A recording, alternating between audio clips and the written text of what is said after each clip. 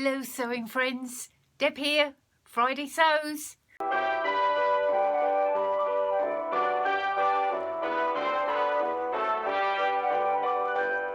Okay, so I haven't been around for a couple of weeks. There's a few reasons for that. The main one being that any time that I have gained by going part-time has been soaked up by the fact that my son bought a house, and this house is like your typical Kiwi 1970s house. It's got glass everywhere, all single glazing. Of course, we're in the middle of winter, and when I looked at this house after he bought it, actually I didn't see it until he'd actually bought it, I looked at it and thought, this might be a bit cold with all that single glazed glass. Well, of course, they hadn't moved in 2 weeks, and he said, Mum, I need some curtains.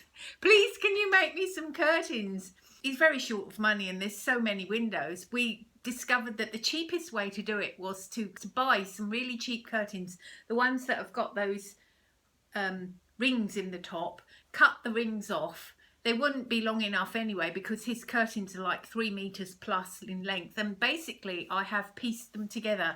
You can kind of see that a lot of these curtains have got like a sloping top. Of course, getting that angle right has been really difficult. Anyway, it's done now. I've made 8 and I've got about probably 6 more to make. Not what you might call your most favourite or creative of sewing projects, but you know, what can you do? The poor boy is feeling cold, and hasn't a mum got to help? I thought, well, I haven't really done any sewing at all, but actually I have done some knitting. Now, you may remember this project that I showed you a while ago. It was a complete disaster. I have this habit, I very rarely follow a pattern. I usually knit by just you know, making something up as I go along, and sometimes it works and sometimes it doesn't. But I actually just like the action of knitting. If I'm watching television or something, I like to be doing something with my hands. So I've never felt that bothered about the fact that I often end up unpicking things. But I'll show you now what I made out of it.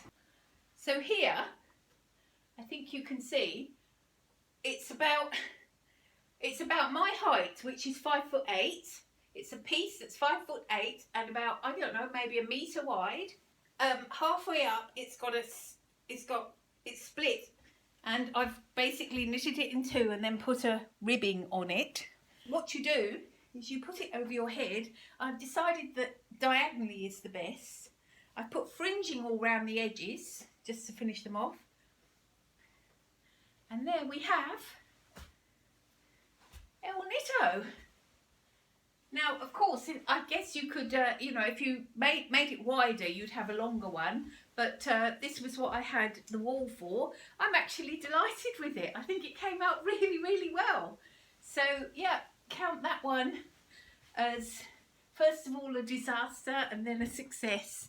And I will just record where I'm at with this now. This is the Envigado vest. Here it is. El Envigado. Have kind of procrastinated on this one because it's been a bit complicated, but I am at the moment, I've kind of sewn it together, but I'm having a bit of difficulty with the fit. So if I show you, I've pinned up the bust so it's inside out. For one thing, I think the shoulders are way too big, so I'll probably need to make a smaller size. I think I made a straight size 20 because this is kind of a wearable muslin, but there's a strip up the centre, so I need to make sure, you know, and I wanted to, always it's bust issue, but so this was a double D cup, but as you can see there's way too much bust up high.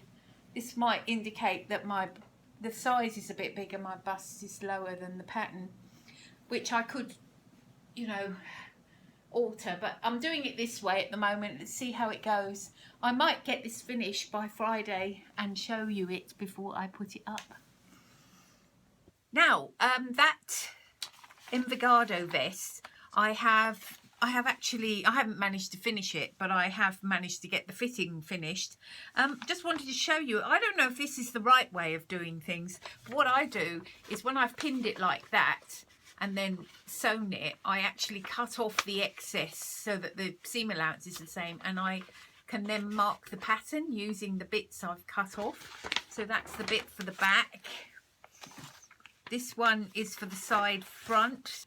That's the bit that I cut off the top of the bust. I mean, it's not exact, but it does give an idea. Having said that, I really think maybe I ought to have another go at this pattern and make the top in a smaller size and then maybe lower the bust, and that might actually work quite well. I'll let you know next week or next time I post how it's going. Right, let's get on to this jumper. I wanted very, very much to make a sweater dress, and I was very inspired by the idea of a sweater dress, but when I laid out my pattern and I used the Cashmerette Pembroke, yeah, I mean, I didn't want to go and buy that sweater dress pattern. I wanted to use something that I knew fitted me. However, I didn't have enough fabric to make it into an actual sweater dress, so it's a sort of a sweater tunic. Well, I got over that. That's fine. As you know, I buy most of my fabric secondhand, and this was secondhand fabric.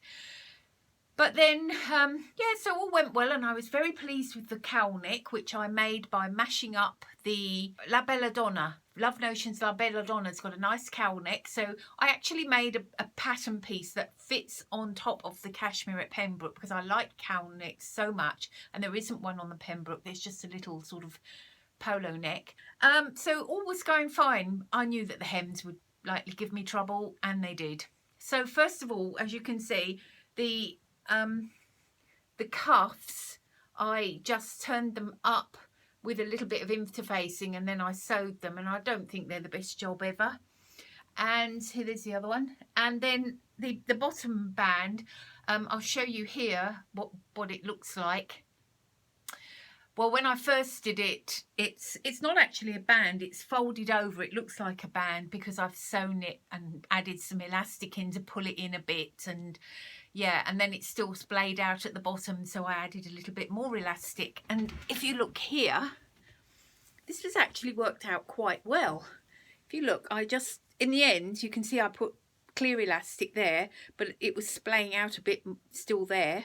So I just threaded through a little elastic through the bottom, and you can't see it at all at the front. And I have used that trick actually with a couple of my other jumpers, chenille jumpers that I own, that I've been wearing a lot, that have the same problem. They kind of splay out, and it works really, really well. You just sort of thread it through the rib at the back, and you don't want to make it tight. You just want to pull it in so it's not splaying out anymore. So yeah, at least that was good. But anyway, I have to admit, when I had made this jumper, I was like, oh, I think it's rubbish. I think I've made a bit of a mess of that. Threw it in the cupboard, didn't want to see it, thought that's probably going to end up in the charity shop. And then when I went and got it out to try it, or, you know, wanted to show you guys, you know, because I do, full disclosure, I do like to show you my mistakes as well as my successes. I put it on and I thought, actually, it's a lot better than I thought. A lot nicer than I thought it was. And then when I had worn it for a couple of hours, I thought, this is a surprisingly warm jumper. I think it must have a bit of wool in it, this fabric. Of course, buying it secondhand, you don't know what the composition of it. I guess I thought it was acrylic, but I think it's actually got some wool in. So you know what? I think I will keep it and I will wear it. And yeah, it wasn't a disaster. It probably was. It won't go down as one of my best makes, but hopefully it's something wearable that I can use. And I do like wearing jumpers at this time of year, and I have been wearing jumpers nearly every day. All my blouses and everything I've just been sketching over. I'm waiting for the next season. Should be coming September, October. Looking forward to spring and summer makes. Those of you who have been doing some spring and summer makes, please let me know what were your favourites this year. I really, really want to know, because I need some inspiration there. Right, well, I think that is all I was going to talk to you about today. I hope you are all having a fun time with your sewing. Let me know, as I say, what you're doing, what patterns you'd recommend, and I'll talk to you next time. Bye for now.